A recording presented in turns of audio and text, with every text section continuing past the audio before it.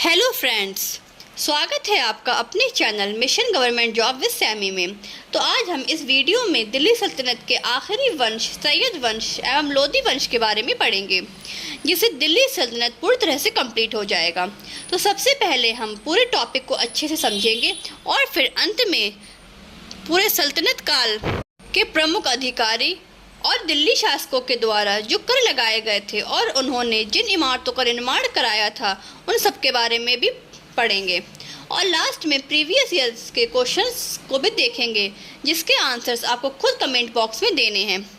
तो सबसे पहले हम इस वीडियो को अच्छे से समझकर पढ़ेंगे और लास्ट के क्वेश्चंस को ज़रूर अटेम्प्ट करें, जिससे देखें कि आपको कितना आता है। तो अब हम वीडियो को स्टार्ट करते हैं। सैयद वंश एवं लोदी वंश। सैयद वंश एवं लोदी वंश। तो अब सबसे पहले हम थोड़ा दिल्ली सल्तनत के बारे में पढ़ लेते हैं। दिल्ली सल्तनत के 1206 से 1226 तक इतिहास का अध्ययन किया जाता है। कितने? 1206 से 1226। इन 320 वर्षों के इतिहास में 5 वंशों ने शासन किया। सबसे पहले गुलाम वंश, फिर खिलजी वंश, तुगलक वंश, सैयद वंश एंड लास्ट में लोदी वंश। तो सैयद वंश का शासनकाल 1414 से 1451 तक था, यानी कि सिर्फ 37 साल। तो सैयद वंश में 4 राजाओं ने शासन किया, जिनके बारे में हम पढ़ेंगे। सबसे पहले खिज़्र खां, फिर मुबारक शाह, फिर मोहम्मद शाह, फिर आलम शाह। तो खिज़्र खां के 2 बेटे थे, मुबारक शाह, फरीद खां। तो खिज़्र खां के बाद मुबारक शाह गद्दी पर बैठा और मुबारक शाह के बाद मोहम्मद शाह गद्दी पर बैठा। तो मोहम्मद शाह कौन था? मोहम्मद शाह फरीद खान का बेटा था। तो इसमें मुबारक शाह और फिर उसका भतीजा मोहम्मद शाह ये अगला शासक बना और फिर अंतिम शासक आलम शाह था, जो सैयद वंश का अंतिम शासक था। तो सबसे पहले हम खिज़्र खां के बारे में पढ़ते हैं। खिज़्र खां ने 1414 से 1421 तक शासन किया। खिज़्र खां सैयद वंश का संस्थापक था। सैयद वंश का संस्थापक कौन था? खिज़्र खां। खिज़्र खां तैमूर लंग का सेनापति था। याद रखना, खिज़्र खां तैमूर लंग का सेनापति था। तैमूर ने भारत से लौटते समय खिज़्र खां को लाहौर, मुल्तान और दीवालपुर का सूबेदार नियुक्त किया। कहाँ कहाँ का? लाहौर का, मुल्तान का और दीवालपुर का सूबेदार नियुक्त किया था। किसने? तैमूर लंग ने। किसको किया था? खिज़्र खां को। खिज़्र खां ने दौलत खां को पराजित करके दिल्ली का स्वतंत्र शासक बना। खिज़्र खां स्वयं को पैगंबर मोहम्मद साहब का वंशज मानता था। खिज़्र खां दिल्ली का स्वतंत्र शासक था, लेकिन यह स्वयं को तैमूरियों को राज्यपाल मानता था। इसने सुल्तान की उपाधि ग्रहण नहीं की थी और ना ही अपने नाम का सिक्का जारी किया, क्योंकि यह तैमूर लंग की जगह पर शासक बना था। इसलिए इसने सुल्तान की उपाधि धारण नहीं की थी और ना ही अपने नाम का सिक्का जारी किया था। खिज़्र खां ने रायते आला नामक उपाधि धारण की थी। खिज़्र खां नियमित रूप से तैमूर के पुत्र, याद रखना ये, खिज़्र खां नियमित रूप से तैमूर के पुत्र शाहरुख को कर भेजा करता था। किसको? शाहरुख। शाहरुख कौन था? तैमूर का पुत्र था। और कौन भेजा था? खिज़्र खां तैमूर को कर भेजा करता था। फिर 20 मई 1421 को खिज़्र खां की मृत्यु हो जाती है। तो फिर खिज़्र खां की मृत्यु के बाद उसका बेटा मुबारक शाह गद्दी पर बैठता है, जो 1421 से 1434 तक। खिज़्र खां ने तो सुल्तान की उपाधि नहीं ली थी, परंतु इसके पुत्र ने सुल्तान की उपाधि ली थी और साथ ही साथ अब उसने शाही नामक उपाधि भी ली थी। ये इसे मुबारक शाह कहा गया। मुबारक शाह के दरबार में एक इतिहासकार रहता था, जिसका नाम था अहमद सरहिंदी। उसने मुबारक शाह के ऊपर एक पुस्तक की रचना की थी। उस पुस्तक का नाम तारीख़ मुबारक शाही था। तो आपसे एग्जाम में पूछा जाएगा कि तारीख़ मुबारक शाही के रचनाकार कौन है, तो वो है अहमद सरहिंदी। मुबारक शाह ने मुबारकाबाद नामक नगर की स्थापना भी की है। मुबारक शाह ने भटिंडा और दोआब क्षेत्र में हुए विद्रोह को सफलतापूर्वक दबाया था और ये इसकी सबसे बड़ी उपलब्धि थी। और बाद में इसने खुद के वजीर द्वारा इसकी हत्या करवा दी जाती है और बाद में इसके खुद के वजीर द्वारा इसकी हत्या करवा दी जाती है। किसकी? मुबारक शाह की। फिर उसके बाद आता है मोहम्मद शाह। ये कब से कब तक आता है? 1434 से 1443 तक। मुबारक शाह के बाद उसका भतीजा मोहम्मद शाह अगला सुल्तान बना। मोहम्मद शाह का पूरा नाम क्या था? मोहम्मद शाह का पूरा नाम मोहम्मद बिन फरीद खान था, क्योंकि ये फरीद खान का बेटा था। मोहम्मद शाह के समय में 1414 ईस्वी में मालवा के शासक, याद रखना, मालवा के शासक महमूद शाह खिलजी ने दिल्ली पर आक्रमण कर दिया और 3 दिनों के भीषण युद्ध के बाद दोनों में संधि हो गई और महमूद शाह खिलजी वापस मार चला गया। क्या हुआ कि जो मालवा का शासक था महमूद शाह खिलजी, इसने दिल्ली पर आक्रमण कर दिया और 3 दिन तक भीषण युद्ध हुआ। इसमें बहुत मारपीट हुई, बहुत लूटपाट हुई, बहुत भीषण युद्ध हुआ था। और फिर उस 3 दिन के युद्ध के बाद दोनों ने समझौता कर लिया, यानी कि दोनों में संधि हो गई और महमूद शाह खिलजी को वापस मालवा जाना पड़ा। इसके बारे में ज़्यादा है नहीं, अब इसका अगला पढ़ते हैं। अलाउद्दीन आलम शाह, जो 1443 से 1451 तक था। अलाउद्दीन आलम शाह सैयद वंश का अंतिम शासक था और यह बहुत ही अयोग्य शासक था। आलम शाह के वज़ीर का नाम था हमीद खान। आलम शाह के वज़ीर का नाम क्या था? हमीद खान। हमीद खान से मतभेद होने के कारण वह दिल्ली छोड़कर बदायूं चला गया। आप देख सकते कितना अयोग्य था, कितना बेवकूफ़ था ये, कि ये हमीद खान से मतभेद हो गया। किसका? अलाउद्दीन आलम शाह का। और मतभेद होने के कारण वह दिल्ली छोड़कर, यानी कि जो वहाँ राजधानी थी, वो राजधानी छोड़कर बदायूं चला गया और वहीं उसकी मृत्यु हो जाती है। अलाउद्दीन आलम शाह के वज़ीर ने दिल्ली का राजपाट बहलोल लोदी को सौंप दिया, लेकिन कहा यह जाता है कि इसकी मृत्यु एक षड्यंत्र थी, अलाउद्दीन आलम शाह के वज़ीर की और किसकी? बहलोल लोदी की। इन दोनों का षड्यंत्र था, इसीलिए इसने क्या किया, अलाउद्दीन आलम शाह ने, वज़ीर ने दिल्ली का राजपाट बहलोल लोदी को सौंप दिया। फिर स्टार्ट होता है लोदी वंश 1451 से 1526 तक। तो इसमें 3 राजाओं ने शासन किया। सबसे पहले बहलोल लोदी, फिर सिकंदर लोदी और लास्ट में इब्राहिम लोदी। सबसे पहले हम पढ़ते हैं बहलोल लोदी के बारे में। यह लोदी वंश का संस्थापक था। कौन? बहलोल लोदी। यह दिल्ली के सुल्तानों में सर्वाधिक समय तक शासन किया है इसने। बहलोल लोदी ने दिल्ली के सुल्तानों में सबसे ज़्यादा समय तक शासन किया है बहलोल लोदी ने, और इसने खुद को बहलोल शाह गाजी की उपाधि भी दी थी। यह कभी ऊंचे सिंहासन पर नहीं बैठा, बल्कि यह कालीन पर बैठता था और इसके चारों तरफ इसके अमीर यानी कि सलाहकार बैठते थे। बहलोल लोदी ने बहलोल नामक चांदी की मुद्रा प्रचलित की थी, जो टंका के मूल्य का 1/3 थी और यह अकबर के समय तक विनिमय का माध्यम रही। बहलोल लोदी ने जौनपुर के शासक हुसैन शाह शर्की को पराजित कर दिया और जौनपुर दिल्ली में मिला लिया। बहलोल लोदी ने क्या किया, जो जौनपुर का शासक था हुसैन शाह शर्की, उसको पराजित कर दिया और जौनपुर दिल्ली में मिला लिया। अच्छा, यह अपने सूबेदारों में ये एक ऐसा बादशाह था कि ये अपने सरदारों को मकसद-ए अली कहकर पुकारता था। जो बहलोल लोदी था वो अपने सरदारों को मकसद-ए अली कहकर पुकारता था और ये अपने सरदारों के खड़े होने पर स्वयं भी खड़ा हो जाता था। और फिर बाद में बहलोल लोदी का पुत्र निज़ाम खां 17 जुलाई 1489 में सुल्तान सिकंदर शाह की उपाधि से दिल्ली के सिंहासन पर बैठा। बहलोल लोदी के बाद सिकंदर लोदी शासक बनता है और लोदी वंश का सबसे प्रतापी शासक सिकंदर लोदी था। इसके पिता बहलोल लोदी के 9 पुत्र थे और यह जो था सिकंदर लोदी 3रे नंबर का था ये, और इसका नाम निज़ाम खां था, लेकिन बाद में सिकंदर लोदी के नाम से ही सुल्तान बना और यह लोदी वंश का सबसे प्रतापी शासक था। फिर हम पढ़ते हैं सिकंदर लोदी के प्रमुख कार्य हैं, जो बहुत इम्पोर्टेंट हैं। तो 1504 में इसने आगरा शहर की स्थापना की। 1504 में सिकंदर लोदी ने आगरा शहर की स्थापना की और बाद में आगरा को ही अपनी राजधानी बना लिया। इसने कृषि विकास के लिए गजे सिकंदरी नामक प्रमाणिक नाप का प्रचलन किया। गजे सिकंदरी क्या है? ये एक प्रमाणिक नाप है ये, जिसका उपयोग भूमि को मापने के लिए किया जाता है। ये एक माप का नाम है जो भूमि को मापने के लिए किया जाता है, गजे सिकंदरी।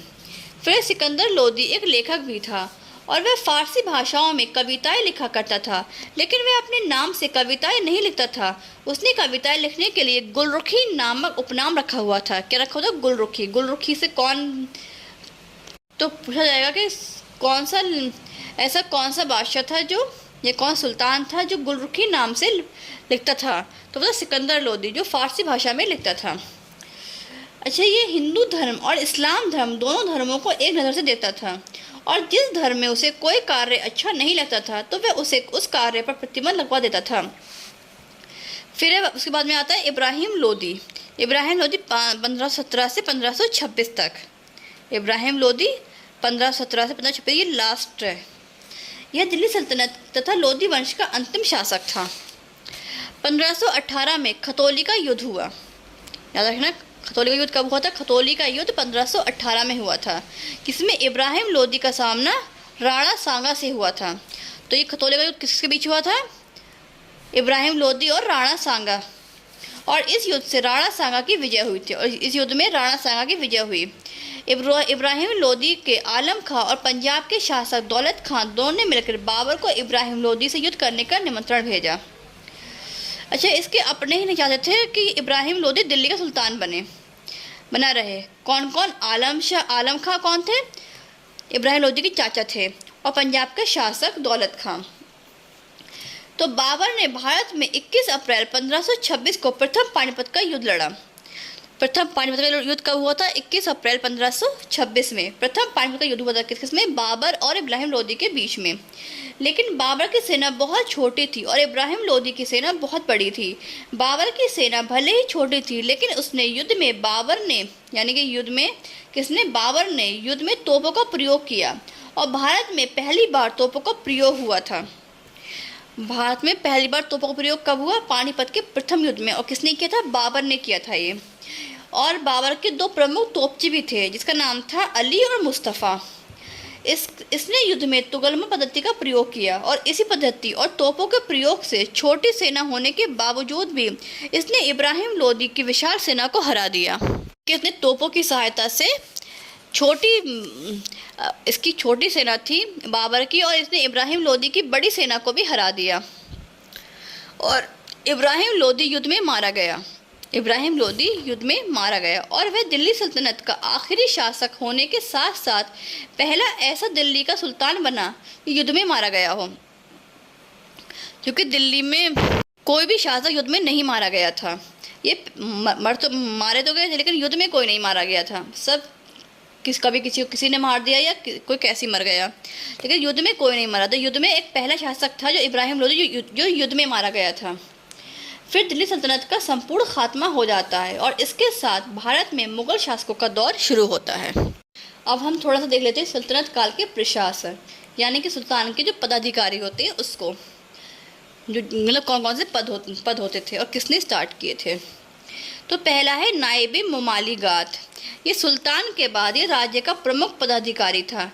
इस पद पर सृजन बहराम शाह के काल में हुआ था। इस पद का सृजन कब हुआ था? बहराम शाह के काल में हुआ था, जब इसने एतगिन को नियुक्त किया था। इसका काम सुल्तान की अनुपस्थिति में सुल्तान के सभी कार्य को संपन्न करना था। किसका काम? नायब ममालिगात का काम क्या था? कि सुल्तान की अनुपस्थिति में सुल्तान के सभी कार्यों को संपन्न करना था। और इसको किसने किया था स्टार्ट? बहराम शाह ने किया था। बहराम शाह के काल में ये हुआ था। फिर है दीवाने आरिस, सैन्य विभाग। इस विभाग के प्रमुख अधिकारी को आरिज़ ममालिक के नाम से जाना जाता था। इस विभाग की स्थापना बलबन ने की थी। दीवाने आरिस यानी कि सैन्य विभाग। दीवाने आरिस को किस नाम से जाना जाता था? किस नाम से जाना जाता था? आरिज़ ममालिक के नाम से जाना जाता था। और इसका स्टार्ट किया था वो बलबन ने किया था। फिर दीवाने रसालत, इसका प्रमुख अधीन रसालत ममालिक होता था, जो विदेश मंत्री की हैसियत से कार्य करता था। यानी कि दीवाने रसालत जो था, इसके जो प्रमुख अधीन जो काम करते थे वो रसालत ममालिक होते थे, जो विदेश मंत्री की हैसियत से कार्य करते थे। फिर है अमीर हाजिब, इसे अमीर बारबक भी कहा जाता था। यह दरबारी मामलों की देखभाल करने वाला प्रमुख अधिकारी होता था। दीवाने वफूफ, जलालुद्दीन खिलजी ने खर्चे के ब्यौरे को तैयार करने के लिए इसकी स्थापना की थी। किसने की थी? जलालुद्दीन खिलजी ने की थी दीवाने वफूफ की। और क्यों की थी? खर्चे के ब्यौरे को तैयार करने के लिए। फिर है दीवाने अमीर कोही, मोहम्मद बिन तुगलक ने इससे सबसे पहले इस विभाग की स्थापना की, और इसका मुख्य कार्य माल गुजारी व्यवस्था की देखभाल एवं भूमि को खेती के योग्य बनाना था। फिर दीवाने खैरात, यह दान का विभाग होता था, और इसकी स्थापना फिरोज शाह तुगलक ने की थी। दीवाने खैरात। फिर है सल्तनत कालीन के प्रमुख कर। जो कर लगाए थे किसने, कौन कौन से कर लगाए थे। अब हम करों को पढ़ लेते हैं। तो सबसे पहले खराज कर। यह गैर मुसलमानों से लिया जाने वाला भूमि कर था। यह उपज का 1/3 का भाग लिया जाता था, लेकिन अलाउद्दीन खिलजी ने 1/2 भाग कर दिया था। उश्र यह मुसलमानों से लिया जाता था, और जो भूमि कर होता था जो 1/5 से 1/10 लिया जाता था। फिर खम्स यानी कि खुम्स सैन्य अभियानों के समय लूटे गए धन में राज्य का हिस्सा था। तो कानून के अनुसार 1/5 राज्य का तथा 4/5 सैनिकों का होता था, लेकिन अलाउद्दीन खिलजी एवं मोहम्मद बिन तुगलक ने 4/5 स्वयं लिया तथा 1/5 सैनिकों को दिया। फिर जजिया कर। यह गैर मुसलमानों से लिया जाने वाला कर था, और जो ये कर देता था उसे जिम्मी कहते थे। इस कर से बच्चों को, बूढ़ों को, विकलांगों को एवं ब्राह्मणों को मुक्त रखा था। मोहम्मद बिन कासिम ने इसने सबसे पहले सिंध के हिंदुओं से जजिया कर वसूला था। मोहम्मद बिन कासिम ने किस से, यहाँ पढ़ चुके हैं पहले भी, लेकिन फिर से एक बार दोहरा लेते हैं। ये बच्चों को, बूढ़ों को, विकलांगों को और ब्राह्मणों को मुक्त रखा था मोहम्मद बिन कासिम ने। और मोहम्मद बिन कासिम ने सबसे पहले जजिया कर किससे लिया था, सिंध के हिंदुओं से लिया था। लेकिन फिरोज शाह तुगलक ने ब्राह्मणों से भी जजिया कर लिया। उसने ब्राह्मणों पे लगा दिया था जजिया कर, किसने, फिरोज शाह तुगलक ने। फिर है ज़कात। यह मुसलमानों से लिया जाने वाला धार्मिक कर था। यह धनी मुसलमानों से आय का 1/2 यानी कि 2.5 होता था। हरबे शर्ब यह सिंचाई कर था, जो उपज का 1/10 होता था। फिर चरीफ यानी कि चारागाह कर।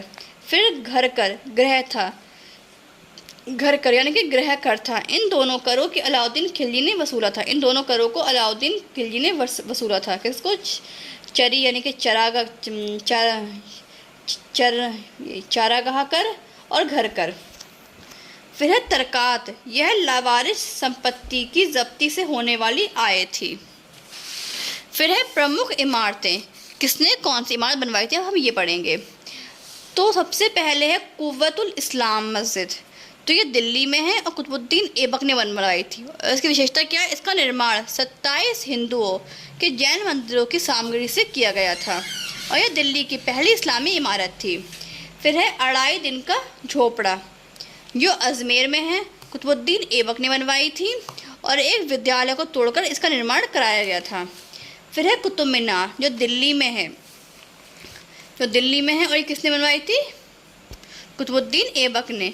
इसकी प्रथम मंजिल का निर्माण कुतुबुद्दीन ऐबक ने कराया था, और बाद में इल्तुतमिश ने इस मंजिल को पूरा कराया। और फिर फिरोज शाह तुगलक के समय में बिजली गिरने के कारण यह ध्वस्त हो गई थी, और तब 4वीं एवं 5वीं मंजिल का निर्माण फिरोज शाह तुगलक ने संगमरमर से करवाया था, और उसका नाम सूफी संत कुतुबुद्दीन बख्तियार काकी के नाम पर है। किसका नाम, कुतुब मीनार का नाम सूफी संत कुतुबुद्दीन बख्तियार काकी के नाम पर है। फिर है सिरी का किला, जो दिल्ली में स्थित है, और ये अलाउद्दीन खिलजी ने बनवाया था। और इसकी विशेषता क्या थी, मंगोलों से दिल्ली की रक्षा के हेतु इस मजबूत किले का निर्माण कराया था। फिर है अलाई दरवाज़ा, जो दिल्ली में स्थित है, अलाउद्दीन खिलजी ने बनवाया था। सल्तनत काल की पहली इमारत जिसमें संगमरमर का प्रयोग हुआ। फिर है जमायत खाना मस्जिद, जो दिल्ली में स्थित है, अलाउद्दीन खिलजी के समय में खिज़्र खां ने बनवाई थी। सल्तनत काल की पहली इमारत जो शुद्ध इस्लामी शैली में निर्मित है। फिर 56 कोट, जो दिल्ली में है, गयासुद्दीन तुगलक ने बनवाया था, और यह गयासुद्दीन तुगलक का महल था। यह सुनहरी ईंटों से बना हुआ था। फिर है गयासुद्दीन तुगलक का मकबरा, जो दिल्ली में है, गयासुद्दीन तुगलक ने बनाया था। यह मकबरा झील के मध्य निर्मित किया गया है। फिर है सिकंदर लोदी का मकबरा, जो दिल्ली में स्थित है, सिकंदर लोदी ने बनवाया था। भारत का पहला मकबरा जिसमें दोहरे गुंबद का निर्माण किया गया है। फिर है मोट की मस्जिद, जो दिल्ली में है, सिकंदर लोदी के वजीर मियाँ ने बनवाया था। सामने की दीवार में 5 मेहराबारदार द्वार हैं। तो यहाँ पर हमारी थ्योरी समाप्त होती है। अब हम इसके बाद इसके प्रीवियस एग्जाम्स में पूछे गए क्वेश्चंस को देखेंगे, और इसका आंसर्स आपको खुद कमेंट बॉक्स में देना होगा। अगर आप हमारे चैनल पर नए हैं तो प्लीज़ सब्सक्राइब कर ज़रूर जाएं और बेल आइकन को ज़रूर दबाएं ताकि आपको अगली वीडियो को नोटिफिकेशन मिल जाए। Thank you.